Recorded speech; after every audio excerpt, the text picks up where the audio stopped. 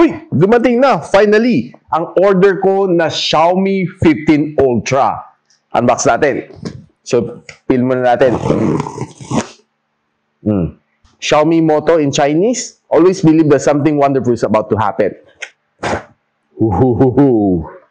Xiaomi 15 Ultra. May libre pang Xiaomi na SIM card. Unbox natin.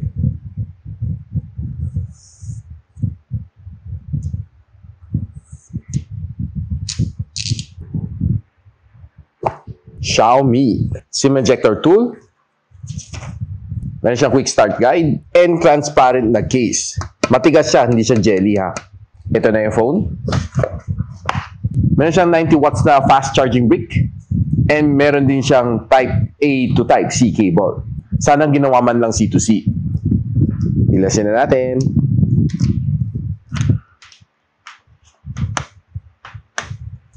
Oops. Wow. Ang laki ng kanyang camera bump. Even bigger than my Xiaomi 14 Ultra.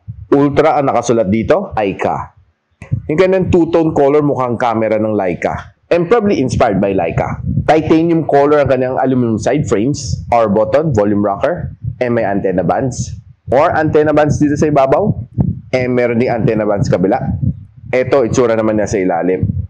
Quad curve ang kanyang screen and i-boot up muna natin. Xiaomi HyperOS. So, setup ko muna. Setup is complete. Continue.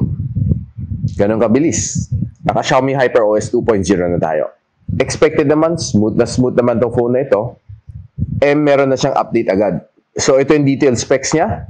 Xiaomi 15 Ultra. 16 gigs of RAM, Qualcomm Snapdragon 8 Elite, HyperOS 2.0.2, Android version 15. So let's take a selfie. Looking nice and sharp? You'll see more of this sa aking full review and another quick sub sa aking table. Looks sharp and a lot of details. So if you want to know more details about the phone na ito, si Xiaomi 15 Ultra, and most likely gagawa din natin ang comparison with the Xiaomi 14 Ultra, don't forget to subscribe sa aking channel and I'll see you there.